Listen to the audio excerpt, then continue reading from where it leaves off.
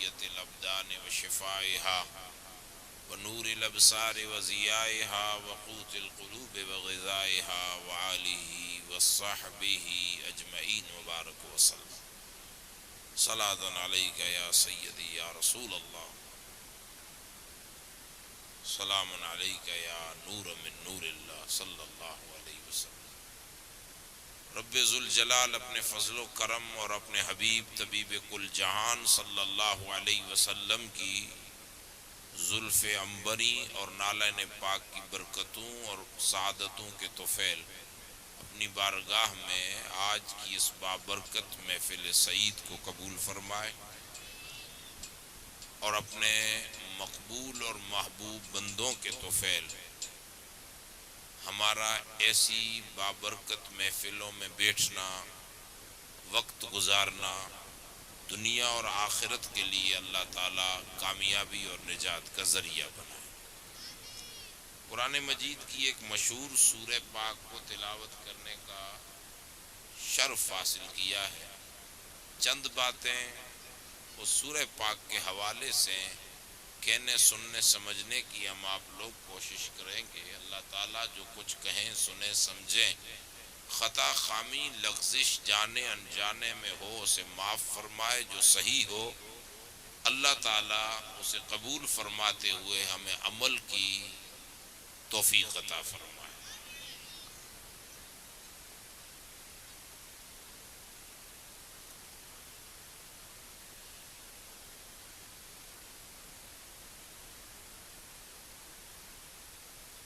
شاید حضرت پیر صاحب قبلہ تھوڑی دیر میں اپنی جلوہ باری فرمائیں گے، تو آپ لوگوں سے اتنی گزارش ہے، نویدن ہے کہ تھوڑی دیر اٹھن بیٹھن بند کر کے بغور چند باتیں سننے کی کوشش کریں۔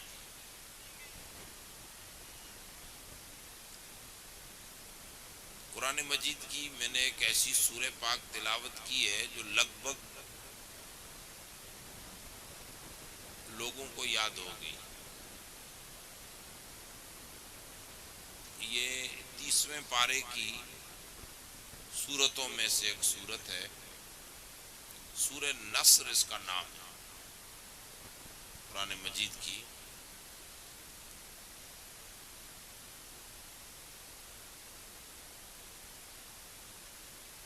اور یہ سورہ مبارک مکۃ المکرمہ میں مدنی دور میں نازل ہوئی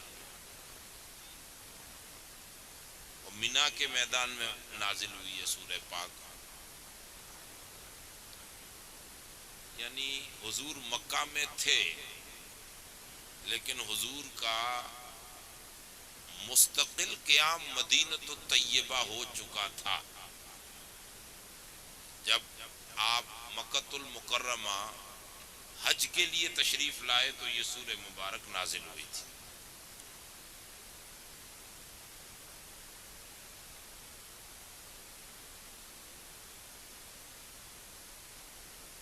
اللہ تبارک و تعالیٰ نے قرآن مجید میں ارشاد فرمایا، ایک بات سورہ پاک کی طرف اس سورہ کو سمجھنے سے پہلے ایک بات ذہن نشین کر لیں کہ قرآن مجید اللہ کا کلام ہے، یعنی اللہ کی باتیں ہیں جو رسول اللہ کے قلب اطہر پر اللہ نے نازل فرمائی۔ اب اللہ نے جو حضور کے قلب اطہر پر اپنے کلام کا نزول فرمایا، رسول اللہ نے اس دل سے اپنی زبان پاک پر لا کر امت کو سنایا، وہی قرآن مجید ہے۔ حضور نبی اکرم صلی اللہ علیہ وسلم کلام اللہ کا، اب اللہ کے عظیم کلام کے لیے زبان بھی صادق ہونی چاہیے، یعنی اس کلام کو کس کی زبان سے سنایا جائے۔ سنانا مخلوق کو ہے، انسان کو ہے، لیکن اس کے لیے زبان کون سی چنی جائے؟ تو اللہ تبارک و تعالی نے اپنے کلام کو مخلوق تک پہنچانے کے لیے جس زبان کا انتخاب فرمایا وہ زبان محمد الرسول اللہ تھی۔ اس زبان سے حضور نے امت کو وہ کلام سنایا۔ اب جو کلام اللہ کا تھا اس کے لیے حضور فرماتے تھے کہ یہ رب کی طرف سے ہے، وہ کلام ہو جاتا، قرآن ہو جاتا۔ اور جب اس قرآن مجید کی کوئی گٹھی سلجھانی ہوتی اور کوئی بات کوئی سمجھ میں جملہ نہ آتا تو حضور اس کا ٹرانسلیشن فرماتے۔ اب ٹرانسلیشن اردو ہندی میں یا سنسکرت میں یا اس زمانے میں سریانی عبرانی میں نہیں فرماتے، ٹرانسلیشن تو عربی ہی میں فرماتے۔ قرآن کی تفسیر اگر ڈائریکٹ اللہ کا کلام جو اترا جب اس کا ٹرانسلیشن حضور عربی میں فرماتے تو تھا تو قرآن بھی عربی میں، لیکن اللہ کے کلام کو جب دل و دماغ نہ سمجھ سکتے تو رسول اللہ آسانی فرما کر جو قرآن کی تشریح فرماتے آج کی تاریخ میں اسے حدیث رسول کے نام سے یاد کرتے ہیں۔ وہ قرآن کی تشریح ہی ہے۔ دوسری بھاشا میں یوں سمجھیں کہ قرآن مجید بھی اللہ کی وحی ہے جو رب کی طرف سے آئی۔ اب جو حضور نے ٹرانسلیشن فرمایا یا تفسیر فرمائی یا اس کی ویکھیا بیان کی، اس کا مطلب سمجھایا، وہ بھی اپنی مرضی سے نہیں بلکہ قرآن کہتا ہے ما ینطق عن الہوا ان ہوا الا وحی یوحی، یہ میرا حبیب اپنی مرضی سے کچھ نہیں بولتے، جو میں کہتا ہوں قرآن کی شکل میں وہ بھی وہی سناتے ہیں جو قلب اطہر پر نازل ہوا، اور جب قرآن کی تفسیر فرماتے ہیں تب بھی اپنی من مانی نہیں فرماتے بلکہ وہی فرماتے ہیں جو اللہ تعالیٰ ان کی زبان اطہر سے صادر فرماتا ہے۔ تو حدیث رسول بھی وہی ہے، لیکن قرآن مجید اللہ کا کلام ہے اور زبان رسول اللہ کی ہے۔ ایک دوسری بات، اس سے پہلے بھی زمین پر اللہ کی طرف سے کلام آئے تھے، دیگر انبیاء علیہم السلام کے ذہن و فکر پر وارد ہوئے تھے، جیسے زبور اتری حضرت داؤد علیہ السلام، توریت نازل ہوئی حضرت موسیٰ علیہ السلام، انجیل نازل ہوئی حضرت عیسیٰ علیہ السلام، اور 100 کے قریب صحیفے کہیں تو یوں سمجھ لیں کہ 2-3 پارے، کسی پر 10 کسی پر 15 کسی کو 5 پارے اس طرح کے صحیفے، 100 سے زائد اللہ کے کلام زمین پہ اترے تھے لیکن سلامت نہیں رہے۔ اترے، نبی اپنی زندگی میں حیات ہیں، اللہ کا کلام ہے، مخلوق کو سنا رہے ہیں۔ نبی نے دنیا سے پردہ کیا اور جانا سب نے ہے، آج تک کوئی دنیا میں رہا نہیں۔ یہاں رک کے ایک دوسری بات سمجھا دوں کہ موت سے کوئی ختم نہیں ہو جاتا، کوئی موت سے ختم نہیں ہو جاتا بلکہ موت سے اور اس کے درجے بلند ہوتے ہیں۔ موت سے کوئی ختم نہیں ہوتا۔ کوئی یہ نہ سمجھے کہ مرنے کے بعد آدمی ختم ہو گیا، نہیں، یہ ایک الگ مستقل موضوع ہے، اس کی طرف مجھے جانا نہیں ہے، لیکن موت سے کسی کی، آپ کی ہماری کسی کی زندگی ختم نہیں ہوتی بلکہ ایک طاق سے دوسرے طاق میں جانا ہوتا ہے۔ اگر مسجد کے کمپاؤنڈ میں کوئی کھڑا تھا اور وہ اندر داخل ہو گیا تو اس کو یہ نہیں کہا جائے گا کہ وہ نکل گیا، نہیں، وہ تو اس نے ایک جگہ بدلی کی ہے، ایک جگہ سے دوسری جگہ گیا ہے۔ موت کسی کو ختم نہیں کرتی بلکہ موت ایک اور دروازہ کھول دیتی ہے۔ جب عام انسان کو موت ختم نہیں کر سکتی تو ان نبیوں کو موت کیسے ختم کرے جن کو خدا نے زمین پر اپنا نائب۔ یہ ایک الگ مستقل موضوع ہے، کیف. تو انبیاء جتنے آئے سب نے جانا ہے, وہ گئے سب نے جانا ہے. اور ایک دن ہم آج یہاں بیٹھے ہیں, ہو سکتا ہے ہم میں اللہ سب کو زندگیاں عطا فرمائے, اگلی سال کوئی نبی ہو, اور کتنے اگلی سال تھے آج نہیں ہے. جانا تو سب نے ہے نا.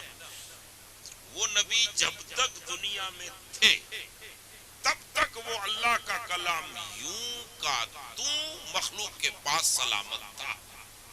جیسا اترا تھا ویسا کا ویسا, نہ ایک لفظ بڑا ہے نہ ایک لفظ گھٹا ہے, نہ زبر کا زیر ہوا نہ زیر کا. جو زبانیں تھی سریانی اور عبرانی زبان میں صحیفے اتر رہے تھے, کلام اتر رہے تھے, یوں کا توں, کچھ نہیں بدلا.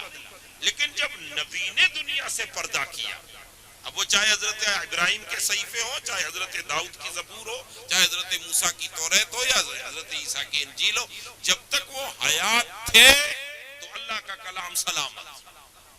انہوں نے دنیا سے پردہ کیا تو پردہ کرتے ہی 2-4 دن, سال اور مہینے نہیں, 2-4 دن کے بعد اب انہی لوگوں نے جن کو اللہ کے نبی نے کلام ہاتھوں میں سونپا تھا اور کہا تھا کہ تم میرے نائب ہو, یہ مخلوق تک پہنچاتے رہنا, انہوں نے ہی اس کلام میں واری فری کرنا شروع کر دی. گھٹانا بڑھانا, جو چیز اپنے نفع کی دیکھی رکھ لی, جو نہ تھی اسے نکال دی. یوں زبور سلامت نہ رہی, انجیل سلامت نہ رہی, توریت سلامت نہ رہی, دیگر صحیفے سلامت نہ رہے. کلام وہ بھی خدا کے اترے, وہ بھی نبیوں کے قلب پر, لیکن زمین پہ سلامت نہیں رہے.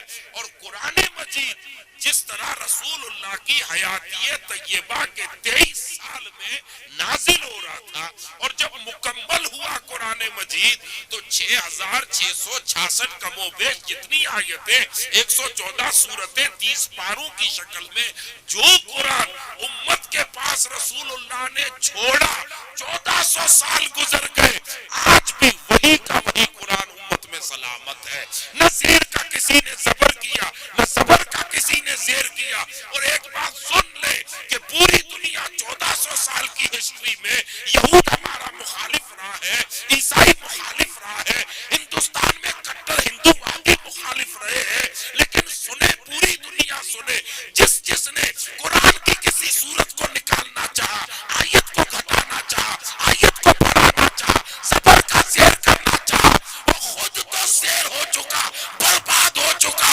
لیکن قرآن کبھی بدلا نہیں. اگر کوئی بھارت میں پوچھے کہ نمونہ چاہیے تو وسیم رضوی کو دیکھ لو, کتے کی موت مر رہا ہے, قرآن سے 26 آیتیں نکالنے چلا تھا, خود اسلام سے بھی نکل گیا, خود انسانیت سے بھی نکل گیا.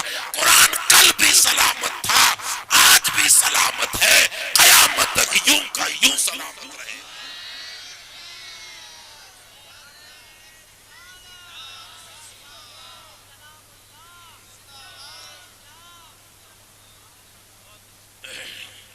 یہ قرآن مجید کی شان. اب آپ جتنے لوگ بیٹھے ہیں اس وقت, ہم امت مسلمہ میں کئی فرقے ہیں, کئی گروپ بن گئے. تھوڑی دیر کے لیے سب مسلمان ہونے کے ناطے سے سوچیں کہ قرآن کو 1400 سال ہو گئے, بدلا کیوں نہیں؟ سب مدرسے میں وہی قرآن پڑھاتے ہیں,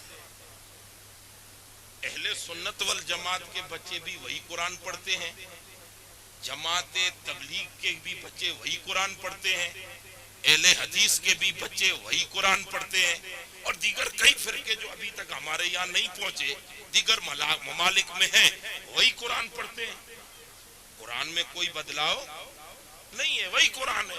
الحمد سے وہ بھی شروع کرتے ہیں, ہم بھی کرتے ہیں, والناس پہ ان کا ختم ہے, والناس پہ ہمارا ختم ہے.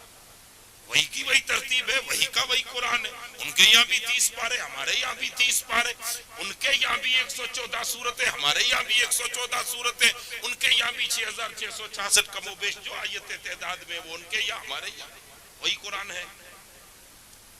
اب تھوڑی دیر کے لیے سوچیں سب لوگ, میں ان کو بھی دعوت سوچنے کی دے رہا ہوں, آپ کو بھی کہہ رہا ہوں, سب سوچیں کہ یہ جو قرآن اس وقت تک ہمارے پاس صحیح سلامت موجود ہے,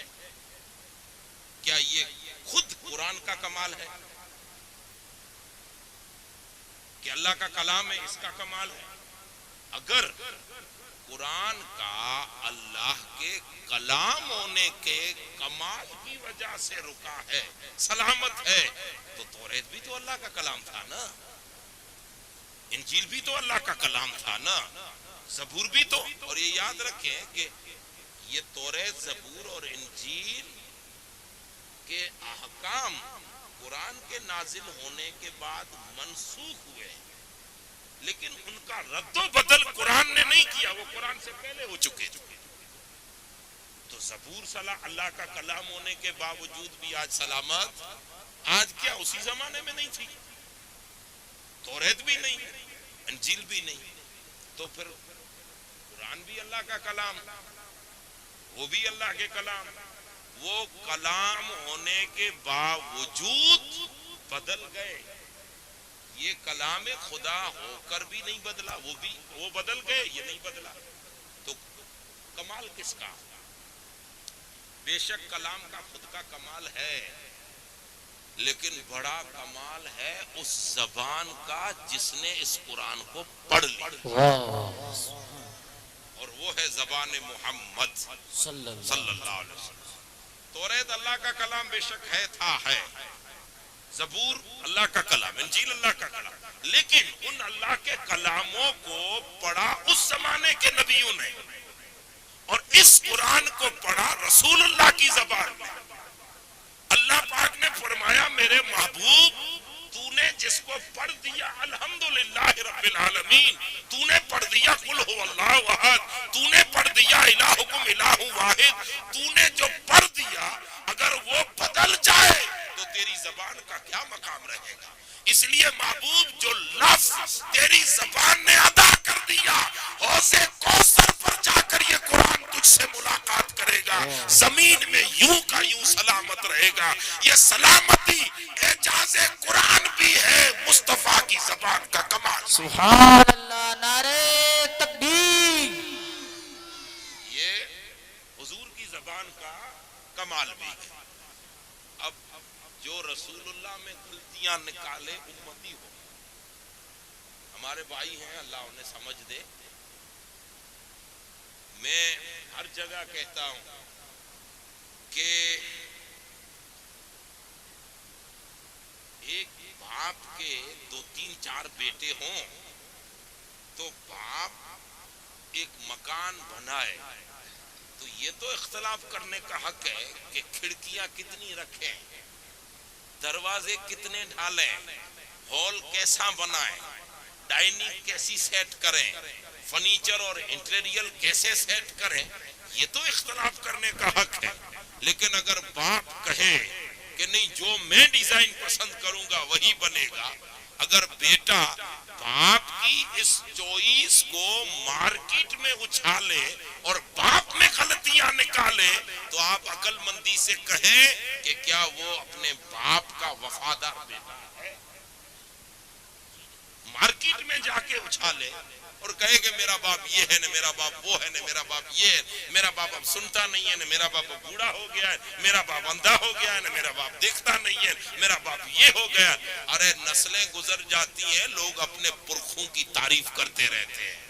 میں فلاں کا بیٹا ہوں، میں فلاں خاندان سے ہوں، میرا فلاں پریوار ہے، میرا فلاں پریوار ہے. ارے بھائیو، جب خاندانوں پر اتنا ناز کرتے ہو تو اس رسول پر ناز کیوں نہ کرے کہ جس کی امت میں شامل ہونے کے لیے نبی دعا مانگا کرتے تھے، جو نبیوں کا امام بن کے آیا ہو. ہم ناز کیوں نہ کریں؟ کیوں دنیا سے نہ کہیں کہ ہم اس رسول کے غلام ہیں جو کل بھی امت کی آواز سنتے تھے، آج بھی سن رہے ہیں، قیامت تک سنتے آئیں گے. اور امتی وہ امتی ہے جو نبی میں پھولے نہ نکالے بلکہ آنکھ بند کر کے جو یوں کہے انہیں مانا، انہیں جانا، نہ رکھا خیر سے کام، للہ الحمد میں دنیا سے مسلمان. سبحان اللہ، سبحان اللہ. تو یہ غلطی نکالنے کی پرمپرا جو ہے نا مولویوں نے شروع کی ہے. جاہل لوگ تھوڑی نا رسول اللہ کی غلطیاں آپ کے ڈوکرے نکالتے تھے. سب سلام پڑھتے تھے نہیں پڑھتے تھے؟ ارے بھائی 50 سال پہلے سب سلام پڑھتے تھے. آپ کا راجستھان ہو گیا، ہمارا گجرات ہو گیا، انڈیا میں ان کی پیداوار کو 100 سال بھی نہیں ہوئے بے شک تو 100 سال پہلے سب مشرک تھے، سب مرتد تھے، ابھی مسلمان ہوئے. سب پڑھتے سنتے تھے. اختلاف آپ فروعی چیزوں میں رکھ سکتے ہیں، لیکن جب بات رسول اللہ کی آئے تو آنکھ بند کر کے ایک خدا نہیں کہنا، باقی سب کچھ ماننا. سبحان اللہ. بے شک بس حضور خدا نہیں ہے، باقی کوئی ایسی شان نہیں جو رسول اللہ میں نہ ہو. بے شک اس لیے حضور کی زبان کا کمال آج بھی ہے.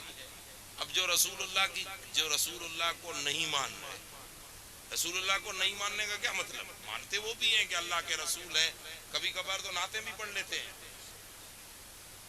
اور کبھی کبھار تو ایسی تقریریں کرتے ہیں کہ آپ چکرا جاؤ. ہمارے سنی کہتے ہیں یار بہت اچھی تقریر کر رہے تھے، ہمارا مولوی صدیق تو بول رہے تھے کہ رسول اللہ کو مانتے نہیں ہیں، یہ تو اچھا مان رہے ہیں. ارے بھئی مانتے تو وہ بھی ہیں، لیکن اگر ان کا ماننا ایسا ہی ماننا ہو جائے جیسا ابو بکر و عمر کا تھا تو نور علی نور، سونے پہ سہاگا. اگر وہی ماننا ہو جائے، حضور کی ذات میں غلطیاں نہیں نکالیں.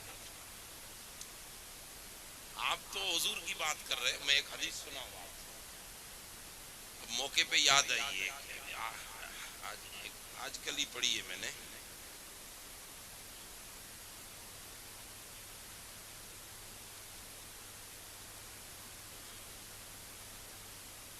اب یہ تو حضور کی بات ہے نا، میں نے کہا آنکھ بند کر کے حضور کو مانے. حضور میں کوئی غلطی نہیں. حضور اعلیٰ، اکمل، اتم، انفس، اطیب، اعلیٰ، کوئی ایسا لفظ نہیں جو ان کے معیار کے مطابق بیان کیا جائے. ہر وہ لفظ جو اہل کلام کے یہاں سب سے اونچا ہو وہ رسول اللہ کی شان کے قدموں کے برابر بھی نہیں آ سکتا. ہر لفظ سے حضور کی بارگاہ میں کیا الفاظ پیش ہیں، بڑی بارگاہ، یہ تو حضور کی بارگاہ ہے. لیکن ان ہشام ابن عروہ ان ابیہ ان موسیٰ علیہ السلام قال یا رب اخبرنی باکرم خلقک علی، قال الذی یسرع الی ہوای اسراء النسر الی ہواہ، والذی یکلف بعباد الصالحین کما یکلف الصبی بالناس، والذی یغضب اذا تہلکت محرمی غضبا نمیر لنفسی فإن النمیر اذا غضب لم یبال اکثر الناس ام قلو. یہ حدیث پاک، یہ مصنف عبد الرزاق کی حدیث میں نے پڑھی ہے. یہ آپ اس نام کو نہیں جانتے لیکن وہ لوگ اچھی طرح سے جانتے ہیں. لائیو اپنا کلام سناتے اور رب کا کلام خود اپنے کانوں سے سنتے تھے، بیچ میں کوئی واسطہ نہیں. حضرت موسیٰ علیہ السلام نے ایک دن اللہ سے عرض کی کہ میرے مولا مجھے یہ تو بتا کہ زمین پر لوگوں کی کوئی کمی نہیں ہے، کئی طبقات کے لوگ ہیں، آئے ہیں، آ رہے ہیں، آتے رہیں گے. نسل انسانیت میں ہر طبق کے لوگ ہیں، ہر نسل کے لوگ ہیں، ہر خوبیوں کے لوگ ہیں، اور کئی طرح کے لوگ ہیں. لیکن مولا تیرے ان تمام لوگوں میں قیامت تک جتنے آئیں، قیامت تک جتنے لوگ آئیں، ان تمام لوگوں میں تیرا کلیم موسیٰ تجھ سے پوچھتا ہوں کہ ان تمام لوگوں میں سب سے زیادہ تجھے پسندیدہ لوگ کون سے ہیں جسے تو پسند کرے. ایسے لوگ زمین پر کون ہیں؟ ذرا مجھے تو اشارہ فرما دے میرے مولا کہ زمین میں جسے تو، اب دنیا کی پسند تو الگ ہے، تیری پسند مجھے بتا دے کہ لوگوں میں کون سے لوگوں سے تو پیار بھی کرے، تو پسند بھی کرے. یہ موسیٰ علیہ السلام نے سوال کیا. اللہ تبارک و تعالی نے فرمایا اور لفظ کیا ہے؟ یا رب اخبرنی باکرم خلقک علیہ، عزت والے لوگ تیری نظر میں، قدرت کی نظر میں زمین پر عزت والے لوگ۔ یہ موسیٰ علیہ السلام کا سوال۔ اللہ پاک نے فرمایا میرے کلیم، تین لوگ یعنی تین خوبیاں جس بندے میں ہوں، یا تین طبق کے لوگ مجھے بہت عزت والے بھی ہیں، پسند بھی ہیں اور مجھے پیارے بھی ہیں۔ ان میں سے ایک الذی یسرع الی ہوایا اسرع النسر الی ہوا، میرے کلیم لوگوں میں وہ بندہ مجھے بہت زیادہ پسند ہے اور میری نظر میں اس کی عزت ہے، قدرت کی نظر میں عزت، وہ بندہ کہ جو میرے دین کی طرف، میری محبت کی طرف، میرے پیغام کی طرف، میرے کلام کی طرف، میری ہر اس فرمان کی طرف، ہر اس احکام کی طرف یوں دوڑ کر عمل کرنا چاہے، یا یوں شوق سے عمل کرنا چاہے، یا یوں مچل کر عمل کرنا چاہے جیسے بھوکا جانور اپنی خوراک کی طرف لپکے، ویسے جو میرے دین کے احکام کو اپنا لے، اس بندے کی میری نظر میں عزت بھی ہے، مجھے اس سے محبت۔ سبحان اللہ۔ ایک کتنی بڑی بات، اس پر محدث شارحین حدیث نے کافی شرح کی ہے، بہت کچھ شرح فرمائی کہ جو دین کے کاموں کی طرف، اللہ کے احکام کی طرف جو شوق رکھے، شوق یہ ہے کہ مسجد نبوی شریف میں کسی نے قرآن پڑھا، اب دیکھنا آپ شوق کسے کہتے ہیں۔ قرآن اسی لیے حکم ہے، ایک حدیث پاک میں میں نے پڑھا، حضور فرماتے ہیں جو قرآن مجید کو بے ترتیب، بنا ڈھنگ ڈھول کے اور بنا ان کے صحیح الفاظ کی ادائیگی یوں خالی قرآن پڑھے، یہ رٹتا جائے پڑھتا جائے، وہ مقبول نہیں ہے، اس پر اللہ کی لعنت۔ اسی لیے قرآن مجید کو بہترین آواز سے پڑھے۔ حضور فرماتے ہیں قرآن کو خوبصورت سنوارو اپنی آوازوں سے، آواز اللہ نے دی ہے تو ڈنگ بہترین اپناؤ، انداز بہترین اپناؤ، قرآن کو ایسا پڑھو کہ سننے والوں کے دلوں میں خدا کے کلام کا شوق پیدا ہو جائے۔ اب مسجد نبوی شریف میں کسی نے قرآن پڑھا، قرآن اتنا سریلا اور میٹھے انداز میں تھا کہ رات کو آہستہ بھی پڑھیں تب بھی آواز زیادہ پھیل، اور یہ اتنی بڑی سیٹیاں تو تھی نہیں، تو اس زمانے کا مدینہ تو طیبہ جھونپڑوں کا علاقہ تھا، کچے مکان تھے۔ ہاں یہ الگ چیز ہے کہ اس زمانے کے بنے ہوئے جھونپڑے جس میں گھارا مٹی لگے تھے، وہ آج کی بلڈنگوں سے بھی کروڑ درجہ افضل اور اعلیٰ تھے، لیکن ایک کچا مدینہ تھا۔ اب آواز اتنی سریلی تھی کہ مدینے کی گلیوں میں گھوم رہا، پہاڑی علاقہ، اب وہ ترنم سے کوئی پڑھ نہیں۔ حضرت ابوبکر صدیق ویسے سوتے کم ہی تھے، جیسے آنکھ کھلی اور سیدھا قرآن کانوں میں، گھر قریب میں تھا، آواز سنی تو وہ اٹھ کے وضو کرنا ہے یا منہ دھونا ہے یہ سب بھول گئے، اور اتنا شوق قرآن کا جاگا کہ سیدھے مسجد نبوی کے دروازے پہ آ کے کھڑے ہو گئے۔ دیکھا تو ایک صحابی رسول ہیں حضرت عبداللہ بن ام مکتوم، وہ نابینا تھا اور وہ قرآن مجید پڑھ رہے تھے۔ بھی بہت سریلی تھی ان کی، جیسے قرآن مجید کو سنا تو ابو بکر صدیق دروازے پہ کھڑے ہو کے یوں ہاتھ اٹھا کے کہتے اے اللہ اس کو یوں ہی خوبصورت فرما، یوں ہی خوبصورت فرما جیسے یہ قرآن کو خوبصورت کر رہا ہے۔ حضرت ابو بکر صدیق کہتے ہیں اس رات جو مجھے قرآن پڑھنے کا شوق ہوا، اس رات سے لے کر آخری زندگی کی رات تک میں نے کبھی آخری پہر میں بستر پر نہیں رہا بلکہ قرآن مجید کی تلاوت ہی شروع ہوئی۔ سبحان اللہ، سبحان شوق۔ حضرت موسیٰ علیہ السلام سے اللہ پاک نے فرمایا کہ جو ایسا شوق رکھے میرے دین کی طرف، دین کی طرف جو شوق رکھے، اور شوق پر اگر بیان کریں تو شوقی تھا.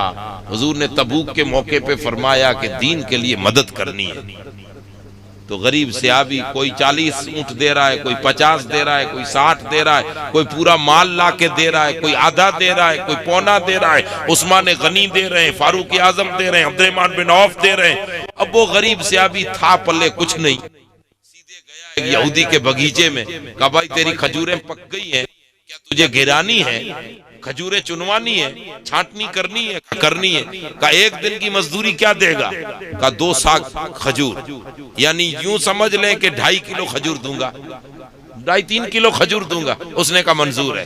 3 دن اچھی خوراک اولاد کو نہیں ملی, گھر والے بھوکے ہیں لیکن صبر شکر تھا. اب وہ سیدھے کھجوریں لا کر حضور کی بارگاہ ٹوکری لا کے, یا رسول اللہ غریب ہوں, دین کے کاموں کے لیے تم نے اعلان کیا ہے, باقی کچھ نہیں ہے, عمر جتنی دولت نہیں کہ آدھی دے دوں, کچھ نہیں ہے, میرے بچے ضرور فاقوں سے ہیں لیکن دین کے کاموں کے لیے اگر میں کچھ کر سکوں تو یہ کھجوریں لایا. اس کا شوق اتنا تھا کہ رسول اللہ کھجوروں میں یہ کھلال کرتے جاتے اور مال پر پھینک کر فرماتے, آج مدینے میں سب سے زیادہ مقبول کسی کا مال ہے تو اس بندے کی کھجوریں ہیں. یہ ایک شوق کی بات, جو دین کی طرف اس شوق سے آنا چاہے. حضور اللہ پاک نے فرمایا میرے کلیم وہ بندہ مجھے بہت پسند ہے. یہ ایک خوبی, ایک میں نے بات حضور کی رکھی ہے وہ یاد رکھنا, یہ تو پوری حدیث آگے اس لیے سنا.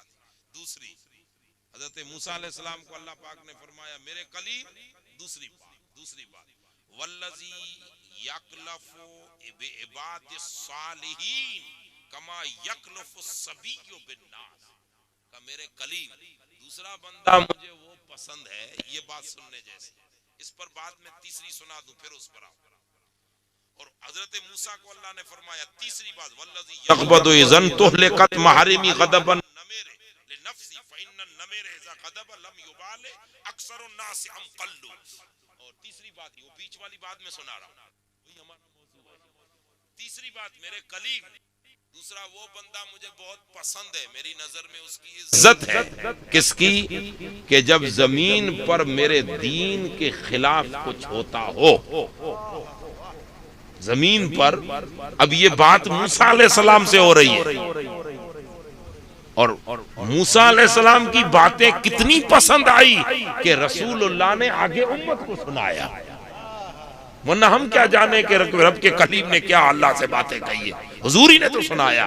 اب وہ کہتے ہیں کہ میرے حضرت موسیٰ علیہ السلام کو اللہ پاک نے فرمایا میرے کلیم جب زمین پر میرے خلاف, میرے دین کے خلاف پروپیگنڈا تیار اور میرے جو منع کرنے, میں نے جن جن کاموں سے منع کیا ان کاموں سے دنیا نہ رکے اور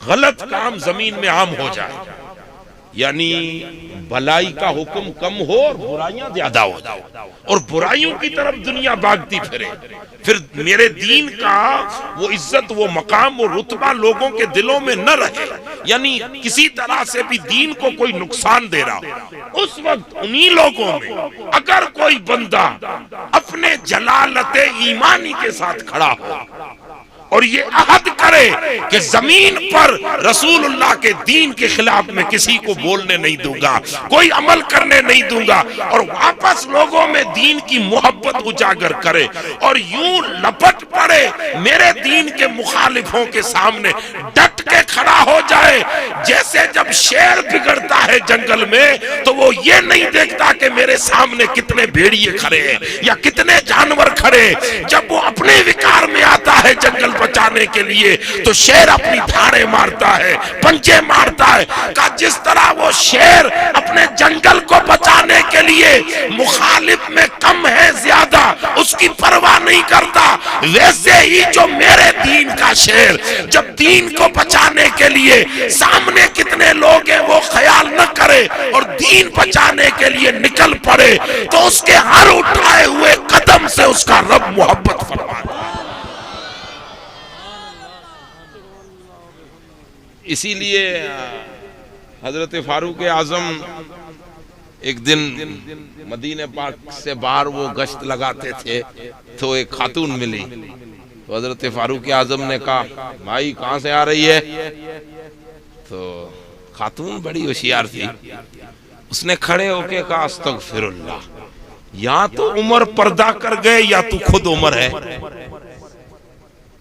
تو حضرت عمر ہی تھے پردے میں، مطلب وہ چہرے کو چھپا کے گھومتے تھے، گشت کرتے تھے۔ تو کہا میں تجھے کیسے پتا چلا؟ کہ کسی انجان عورت کو روک کر بات کرنے کی جرت عمر کے دور میں کوئی نہیں کر سکتا، یہ تبھی ہوگا کہ عمر دنیا سے پردہ کر جائے، یا تو خود عمر ہو۔ حضرت عمر نے فرمایا میں خود عمر ہوں۔ یہ کیا ہے؟ یہ کسی کی مجال نہ تھی کہ دین کے خلاف کوئی بول سکے، مجال نہ تھی کہ دین کے خلاف لکھنا تو دور بول سکے، کوئی بول سکے دین اور حضور کے خلاف، مجال نہیں تھی کسی کی۔ اب بیچ والی بات اللہ پاک نے فرمایا میرے کلیم۔ تیسری بات مجھے بندے کی وہ پسند ہے کہ بندہ میرے نیک بندوں پر اتنا وارفتہ ہو جائے، یہ حدیث کے الفاظ، اتنا پاگل ہو جائے میرے دین میرے محبوب بندوں کے پیچھے، صالحین کا لفظ ہے، میرے صالح اور نیک بندوں کے پیچھے جو بندہ اتنا وارفتہ ہو جائے، اتنا پاگل ہو جائے، جس طرح ایک معصوم بچہ سب کی نظروں کا پیارا ہوتا ہے۔ ایک چھوٹا گڑیا چھوٹا بچہ ہو، پگوڑے میں ہو، تو وہ اسے یہ نہیں دیکھتا کہ مسلمان کا ہے کہ ہندو کا ہے کہ کس کا ہے، بلکہ چھوٹا ہے تو ہر کوئی اس سے پیار کرتا ہے، ہر کوئی اس کو اپنی گود میں لینا چاہتا ہے، ہر کوئی پیار سے دیکھتا ہے۔ یعنی جس طرح معصوم بچے کو کوئی نفرت کی نگاہ سے نہیں دیکھتا، حسد کی نگاہ سے نہیں دیکھتا، بلکہ ہر کوئی پیار کرتا ہے، اس معصوم بچے کی طرح میرے صالح بندے ہیں زمین پر، میرے نیک بندے ہیں زمین پر، جو نیکوں کے ساتھ ایسے ہی پیار کرے، وارفتہ ہو جائے، جو میرے نیکوں پر وارفتہ اور فدا ہو جائے، اس بندے کو میں رب فرماتا ہے میں پیار فرماتا ہوں۔ اب یہ تو صالحین کی بات ہے، جب کوئی امتی حضور پہ فدا ہو جائے، یہ تو عام صالحین کی بات۔ آپ اولیاء پہ فدا ہو جاؤ تو اللہ پیار کرے، اور یہ مصنف عبد الرزاق کی حدیث میں نے سنائی ہے، دارمی میں بھی یہی حدیث کچھ مختلف الفاظ کے ساتھ آئی ہے۔ آپ سوچئے کہ جو اللہ کے صالحین پر وارفتہ ہو، رب اسے عزت کی نظر سے دیکھے، تو جو اپنے رسول پر فدا ہو، اپنے محبوب پر فدا ہو۔ ہم تو حضور کو اس درجے پر مانتے ہیں کہ جب بات حضور کی آتے ہیں تو کانوں سے بہرے، منہ سے گونگے، آنکھوں سے اندھے ہو جاتے۔ ہمیں وہ بات ہی نہیں سننی جو حضور نبی اکرم کی شان کو میں توہین وارد کرے، یا حضور کی شان کو گھٹانے کی بات کرے، یا کوئی ایسا بے ادبی کا لفظ ہو، نہ وہ ہمیں بات پڑھنی ہے، نہ سننی ہے، نہ بولنی ہے۔ ہم تو اتنے وارفتہ ہیں حضور پر کہ بس اسے خدا نہیں مانتے، باقی سب کچھ مانتے۔ یہ ایک امتی کا درجہ میرے کیف۔ تو آج جو قرآن ہمارے بیچ میں سلامت ہے نا، یہ صدقہ حضور کی زبان اطہر کا ہے، حضور کی زبان اطہر۔ زبان رسول کا مقام یہ ہے کہ 14 صدیاں گزر گئی، قرآن یوں کا یوں سلامت، اور 14,000 کروڑ سال بھی گزر جائے نا تو قرآن میں کچھ نہیں ہو سکتا، اس لیے کہ زبان نبی نے اسے پڑھ دی اور کہہ دیا ہے کہ یہ قرآن ہے، حضور نے کہہ دیا یہ قرآن ہے۔ اب حضور کہیں یہ قرآن ہے، اور اگر کوئی رد و بدل کر دے تو حضور کی زبان نہیں رہتی، اس لیے کہا میرے محبوب اب تک جتنے کلام آئے ہم نے حفاظت کی گارنٹی نہیں لی ہے، لیکن قرآن کے لیے کہتے ہیں اِنَّا نَزَّلْنَا الذِّكْرَ وَإِنَّا لَهُ لَحَافِظُونَ۔ اب قیامت تک اس قرآن مجید کی حفاظت رب فرماتا ہے میں فرماؤں، اور یہ حفاظت قرآن کی الفاظ دیگر، یہ قرآن کی حفاظت خالی نہیں ہے، زبان رسول کی حفاظت ہے۔ اللہ تبارک و تعالیٰ نے کلام مجید میں جو قرآن میں نے سورہ پاک پڑھی ہے، اللہ فرماتا، اور قرآن مجید آفاقی ہے، آفاقی عالمگیر، ہما جہت، انٹرنیشنل، ہر دور میں، ہر جگ کے لیے، ہر زمانے میں، ہر قوم کے لیے، ہر نسل کے لیے، ہر خطے، ہر ملک کے لیے آفاقی کلام۔ یہ نہیں کہ صرف وہ عرب والوں سے کلام نہیں، پوری قیامت تک جتنی نسل آدم آئے گی سب کے لیے قرآن مجید۔ اب جو اس سے لینا چاہے لے سکتا ہے، کوئی ان سے دنیا کما رہا ہے، کوئی ان سے آخرت کما رہا ہے، اب جو تو آپ کی سوچ پر ہے کہ کیا کمانا چاہتے ہیں. قرآن سب کے لیے. اللہ تبارک و تعالیٰ نے فرمایا میرے محبوب اذا جاء نصر اللہ والفتح ورأیت الناس يدخلون فی دین اللہ افواجا. محبوب ان قریب آپ دیکھیں گے وقت آئے گا کہ جب اللہ کی مدد اترے گی اور کامیابی ملے گی تو لوگ ایک دو نہیں درجنوں قافلے در قافلے گروہ در گروہ جماعت در جماعت دین میں داخل ہوتی نظر آئے گی. یہ نسل انسانی لوگ داخل ہوں گے دین میں. اس کی تفسیر مفسرین نے بیان فرمائی ہے. ایک تفسیر یہ بھی بیان فرمائی ہے کہ اللہ کی مدد کیا ہے. مدد تو ویسے تو فتح مکہ کے لیے اور دیگر فتوحات کے لیے بشارتیں، لیکن قیامت تک کے لیے جب بندے اور علاقے یا لوگوں کے بیچ میں دین کے لگاؤ کم ہو جائے اور اچانک اگر کوئی دلوں میں دین کی محبت جاگ اٹھے تو یہ دین کی محبت کا جاگ اٹھنا اس کو مدد کرے. مفسرین نے تفسیر بیان کی اس کو یہ دین کی محبت جاگ اٹھے نا، مسجد ویران ہو اچانک کسی کے دل میں خیال آئے کہ یار مسجد آباد ہونی چاہیے، یہ جو خیال آیا اس کو کہتے ہیں مدد. یہ اللہ کی مدد اتری ہدایت کی شکل میں، یہ مدد اتری. لیکن والفتح نصرت کے کامیابی کیسے ملے؟ مدد تو آئی لیکن مدد کے ساتھ کامیابی چاہیے. اب مسجد ہمارے گاؤں کی ویران ہے، میرے دل میں خیال آیا کہ مسجد آباد ہو تو مدد تو اتری کہ یہ خیال تو مجھے آیا، اچھا خیال، لیکن اب یہ کامیاب کیسے ہو؟ تو مفسرین لکھتے ہیں کہ مدد آتی ہے دلوں میں، اللہ اپنی طرف دھیان ڈالتا ہے، بندوں کے دلوں پر اپنی تجلی فرماتا ہے، ہر بندے کا دھیان ادھر جاتا ہے. لیکن یہ دھیان ہونا، یہ مدد تو آئی لیکن کامیابی نہیں ہے. کامیابی یہ ہے کہ اللہ اس بندے کو کسی نیک کے ساتھ جوڑ دیتا ہے، تب وہ کامیاب ہے، تب بندہ وہ کامیاب ہے کہ کسی نیک کے ساتھ جڑ جائے. حضرت بابا فرید الدین گنج شکر رحمت اللہ تعالی بڑے پائے کے بزرگ تھے. ایک مرید ان کی بارگاہ میں آیا، کہا حضور مجھے کئی دنوں سے خیال آ رہا ہے کہ اب بھی میں قرآن کا حافظ بنوں. اچھی بات ہے. آپ نے فرمایا اللہ تیری مدد فرمائے. اچھی بات ہے، اگر حافظ قرآن بننا ہے تو اچھی بات ہے. لیکن وہ کہتا ہے کہ میں پڑھنے کے لیے گیا، کسی مولوی صاحب کسی کے پاس بیٹھا قرآن پڑھنا، 12 سال گزر گئے، ایک پارہ حفظ نہیں ہوا.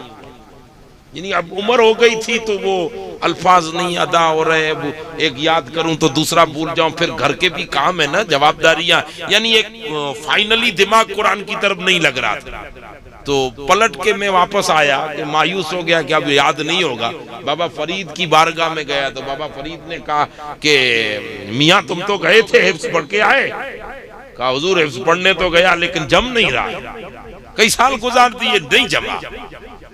تو آپ نے تو حضرت کہا تھا کہ اللہ تیری مدد فرمائے، لیکن ہو سکتا ہے کہ آپ نے دل سے دعا نہیں دی. تو بابا فرید نے مسکرا کے سینے پہ ہاتھ رکھ کے کہا مدد تو تھی لیکن کسی فرید جیسی کی نظر میں نہیں آیا تھا. اب آ گیا ہے، جا کل سے پڑھ جا، اور وہ بھی ہمارے مکتب میں بیٹھ جا. بابا فرید نے سینے پہ ہاتھ رکھا، نظر ڈالی، وہ کہتا ہے 6 مہینے میں حافظ قرآن بن گیا.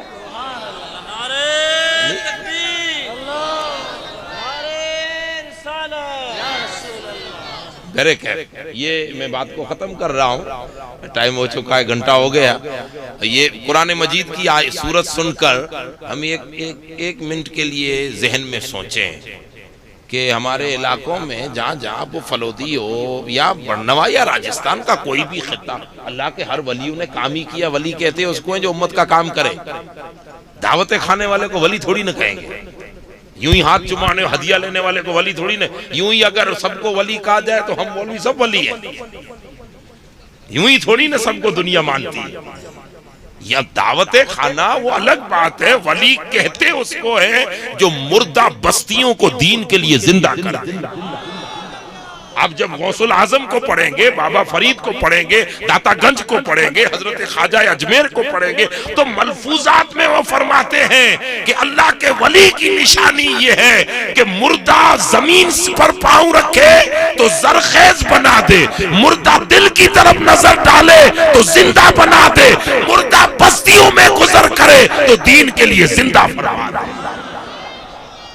تو جو بزرگ دنیا میں آئے سب نے کام کیا ہے، ہم کسی کا انکار بھی نہیں کرتے، سب نے کام، اور اس وقت بھی اچھے لوگ زمین پر ہیں، خانقاہ والے، اولیاء، پیران عظام، جو امت کا کام کر رہے ہیں، عقیدے کی اصلاح بھی، عمل کی اصلاح بھی، کردار کی اصلاح بھی، یہ تینوں چیزیں ضروری ہیں۔ عقیدہ تو آپ کو اچھا ہے لیکن عمل کا کوئی ٹھکانہ نہیں ہے، دارو کی بٹیاں بنا رہے ہو، بیاج پہ پیسے دے رہے ہو، ڈول پہ ناچ رہے ہو، تو آپ کا عقیدہ بے شک سر آنکھوں پہ، لیکن عمل میں کمزوری ہے۔ عمل بھی اچھا ہے پر آپ کے عقیدے کا ٹھکانہ نہیں، کبھی رسول اللہ میں غلطیاں نکال رہے ہو، کبھی اولیاء پر انگلی اٹھا رہے ہو، تو آپ کے سجدے کس کام کے؟ اب یہ آپ کے پاس عقیدہ بھی اچھا ہے، آپ کے پاس عمل بھی فرض کر رہے ہو، لیکن کردار اچھے نہیں، دنیا آپ کے کرداروں سے دور بھاگ رہی ہے، اسلام سے دور بھاگ رہی ہے۔ اس لیے صوفیاء اور اولیاء نے اپنے اپنے زمان میں امت کے عقیدے کی بھی اصلاح کی، عمل کی بھی اصلاح کی، اور کردار کی بھی اصلاح کی، اور اصلاح ایسی کی ہے کہ دنیا مریدوں کو دیکھ کر کہا کرتی تھی کہ جب اس دور کا مسلمان کردار میں اتنا اونچا ہے تو مدینے والے محمد کتنے اونچے گزرے ہوں گے صلی اللہ علیہ وسلم۔ سب لوگوں نے کام کیا ہے، کام کر رہے ہیں، اور اللہ تبارک و تعالی کی مدد بھی آتی ہے اور کامیابی بھی ملتی ہے۔ ہمارے علاقے میں آپ یوں سمجھیں کہ کسی اللہ والے سے آپ کے خاندان والے جڑے تھے، یہ اللہ کی مدد ہے۔ آپ برچونی شریف سے جڑے ہوں یا جو درگاہوں بزرگوں کے نام ہوں، بزرگوں کے جہاں جہاں سے آپ جڑے، یہ جڑا ہونا اللہ کی مدد ہے۔ اذا جاء نصر اللہ ہے، مدد تھی، تب تو اللہ نے نیکوں سے آپ جوڑے رکھا ہے، یہ لیکن جڑے ہوئے تھے۔ اب یہ جڑنا کامیاب کب بنے کہ اللہ تبارک و تعالی اس میں فتح نازل فرمائے، اور وہ فتح یہ ہے کہ ان ولیوں کے ساتھ جڑنے کے نتیجے میں اللہ کسی ایسے مرد قلندر کو پیدا کرے کہ جو اس تار کو سلامت رکھتے ہوئے ہمارے دلوں میں دین کو واپس زندہ فرما دے۔ اور ایسا اگر کوئی مل جائے تو کہتے ہیں اللہ کی مدد آ گئی، ساتھ میں کامیابی بھی نصیب ہو۔ تو اللہ نے آپ کے علاقے کو، اب یہ لوگ کہتے ہیں یار تم پیر صاحب کی تعریف میں تو خیر کرتا نہیں ہوں، لیکن کہتے ہیں یہ سجا شریف والے پیر صاحب کی تعریف زیادہ نہیں، بھی تعریف کسی کی نہیں کرتے، اپنے کو پیر صاحب کے 10-50 ہزار کوئی لینے نہیں ہے، تعریف کرنی نہیں ہے، لیکن آپ خود دیکھ رہے ہو کہ جو اس وقت پیران عظام، خانقاہی نظام چلانے والے، جو مفتی، جو عالم، جو پیر بزرگ اس وقت پوری دنیا میں اہل سنت والجماعت کے عقیدے اور عمل کی اصلاح کا بیڑا اٹھا کر جو سچی خدمت کر رہے ہیں، وہ سب سر آنکھوں پر انہی میں سے ایک کا نام غلام حسین جیلانی ہے۔ ہم یہ تو نہیں کہتے کہ دنیا میں ایک ہی ہے، کئی ہیں، اللہ کے نیک بندے کئی ہیں، ان کئیوں میں سے ایک بندہ ہماری نظروں کے سامنے ہے۔ ہم اپنی قسمت پہ ناز کریں کہ اللہ نے اس دور میں کوئی ایک تو ہمیں دیا ہے کہ جس سے جڑ کر ہم اللہ کی مدد اور نصرت حاصل کرنے والے جائیں۔ اللہ تبارک و تعالی ہمیں توفیق عطا فرمائے۔ اللہ پاک نے فرمایا محبوب جب مدد اور نصرت آ جائے نا سب بیس میں، تو پھر آپ رب کی تسبیح پڑھیں، ذکر کریں، استغفار کریں، یعنی اگلا حصہ مفسرین کہتے ہیں جب اللہ کی مدد سب ہمیں اللہ پاک نے دے دیا، عقیدہ بھی ہمارا صحیح ہو رہا ہے، عمل بھی صحیح ہو رہا ہے، کردار بھی اچھے ہو رہے ہیں۔ یہ عقیدے اور عمل نہیں ہے کہ ہر گاؤں میں مسجد، ہر گاؤں میں مدرسہ، اچھا خالی مسجد اور مدرسہ بنا کے فوٹو ڈال کے واٹس ایپ پہ اور عرب شریف بھیجنا نہیں ہے کہ اتنا چندہ دینا ہم کچھ میں اور یہ کیا بولتے ہیں انڈیا میں اتنی مسجدیں بنا رہے ہیں، یہ تو کرنا نہیں ہے۔ وہ 8-10 دن پہلے کی بات ہے، فون پر میں نے پیر صاحب کو ایک بات کہی تھی، شاید بزرگوں کے ذہن میں ہو کہ نو، تو کوئی ایک بات چلی تھی تو کسی کے بارے میں پیر صاحب پوچھ رہے تھے، تو میں نے کہا وہ ودیش گئے ہوئے، تو بولا اس وقت ودیش کیوں گئے؟ میں نے کہا وہ بیچارے کچھ دارالعلوم مدرسہ وغیرہ چلا رہے ہیں تو وہاں مریدین رہتے ہیں چندے پھوڑے کے لیے. جو ان کے مریدین ہیں نا وہ باہر ہیں، کوئی افریقہ ہے، کوئی لندن ہے، کوئی یو کے ہے، کوئی کینیڈا ہے، تو وہ چندہ پھوڑا لینے کے لیے گئے ہوں گے شاید. میں نے ایسی بات کہی اور بات کرتے کرتے میں نے کہا بابا ہم بھی اگر کریں تو باہر ہم بھی باہر والوں سے سمپرک کریں. تو پیر صاحب کا ایک جملہ تھا، قسم تھی دل کو چھو گیا. پیر صاحب نے مسکرا کے کہا مولانا ہمیں باہر اور ودیسوں کے پیسے کی ضرورت نہیں، اسی علاقے کی جو رسول اللہ کی امت دیتی ہے 10-5 روپیہ وہی ہمارے لیے ودیس کا پیسہ. سبحان اللہ، نعرہ تکبیر، نعرہ رسالت، فیضان اولیاء. بنا کے پیر صاحب کو باہر سے کو چندہ اکٹھا تو کرنا نہیں ہے، آپ ہی کا پیسہ آپ ہی کے پاس تھا. پہلے جیب میں تھا، بینک میں تھا، اب وہ زمین پر کھڑا ہے، پیسہ آپ ہی کا ہے. اب یہ ہے کہ نظریہ خالی بدل دیا. پہلے ہم شادیوں میں خرچ کرتے تھے، پہلے بنگلوں میں خرچ کرتے تھے. پیر صاحب نے کہا بنگلے بھی بناؤ، شادیاں بھی دھوم دھام سے کرو شریعت کے مطابق، وہ بھی منع نہیں، لیکن کچھ پیسہ بچاؤ، رسول اللہ کے دین میں خرچ کرو، یہی قیامت کے دن کام آ جائے گا. تو ہمارا سب کو یعنی عزت بھی، ہمارا ایمان بھی بچ رہا ہے، عمل بھی سنور رہا ہے اور کردار بھی بن رہے ہیں. ایسے بیچ میں اب اللہ پاک نے ہمیں سب کچھ دیا ہے تو کیا کرنا چاہیے؟ بس اللہ کی بارگاہ میں ہر گھڑی دعا کریں کہ اللہ ایسوں کا سایہ ہم پر سلامت رکھے اور اللہ تعالیٰ ان ایسے بندوں کی عمریں دراز فرمائے. کیونکہ سورج کو کسی کی نظر نہیں لگتی لیکن چاند کو نظر لگ جاتی ہے. سورج اپنی جلالت میں آئے تو اس کی طرف خود دیکھنے کسی کو نہیں دیتا. 12 بجے دیکھنا سورج نظر آتا ہے برابر، آنکھ ٹکے گی نہیں تمہاری، وہ خود اپنے آپ میں گرم ہے نا. لیکن چاند اتنا خوبصورت ہے کہ 14ویں کا چمکتا ہے تو ہر کوئی پیار سے دیکھتا ہے. تو پیار سے دیکھے تو کہیں اس میں نظر نہ لگ جائے، اس لیے آگے سے ہی خدا نے بندوبست کر دیا ہے. یہ ہمارے دین کے وہ چاند ہیں کہ اللہ کرے ان کو کسی بدخواہ کی نظر نہ لگے، آمین. اور اللہ تعالیٰ ان کا سایہ ہم پہ سلامت رکھے. یہ اللہ کی مدد ہے کہ خدا نے ہمیں ایسو سے جوڑے رکھا ہے. ہم جڑے رہیں اور آپس میں مل جل کر حضور نبی اکرم صلی اللہ علیہ وسلم کے دین کا کام کریں. اور یہ مدرسہ جیسے یہ مدرسہ ہے، ہر علاقے میں مدرسے ہیں، مسجدیں اچھی بن رہی ہیں، لیکن ہم سب کا یہ مجموعی فریضہ ہے کہ خالی مولانا کی جوابداری نہیں ہے. مولانا کی تو جوابداری یہی ہے، لیکن خالی مولانا کی جوابداری نہیں ہے کہ وہ اصلاح کرے، بلکہ ہر بستی کے ہر فرد کی جوابداری ہے کہ وہ اپنے بچوں کے بویس کے لیے فکر مند ہو. اور جس طرح ہو سکے ہم کاندھے سے کاندھا ملاتے ہوئے حضور کے دین کا کام کریں. ہم کسی کی مخالفت نہیں کرتے، کوئی کیسا بھی عقیدہ رکھے اس کو مبارک، لیکن ہم ایک ہی بات کہتے ہیں کہ ہمارا عقیدہ وہی ہے جو ابو بکر صدیق، عمر فاروق اعظم، صحابہ کرام، تابعین کا عقیدہ تھا کہ رسول اللہ صلی اللہ علیہ وسلم کو اتنا مانتے تھے ان کے ماننے کا ہم بیان بھی نہیں کر سکتے. آج کا مفتی ہوتا تو فتویٰ دے دیتا، لیکن رسول اللہ کا کھنگار تک زمین پہ پھینکنے نہیں دیا، تھوک زمین پہ پھینکنے نہیں دی، پانی کا قطرہ زمین پہ پھینکنے نہیں دیا، بلکہ صحابہ کرام حضور کی تھوک مبارک کو اپنے جسموں پہ ملتے تھے. پوچھا جاتا کیا کر رہے ہو تو کہتے ہیں جو امراض جسم ہے وہ دوائیوں سے نہیں، رسول اللہ کے لعاب دہن سے. واہ واہ، یہ ان کے عقیدے تھے. اللہ تعالیٰ ہمیں حضور کے ادب والا بنائے، حضور کی دہلیز کا ہمیں منگتا رکھے اور اسی منگتوں کی صف میں ہمیں شامل رکھے. اور ان نیکوں کے صدقے اللہ تعالیٰ ہمیں ہماری آنے والی قیامت تک نسلوں کو حضور نبی اکرم کی بارگاہ کا ادب کرنے والا بنائے. وما علینا الا البلاغ المبین.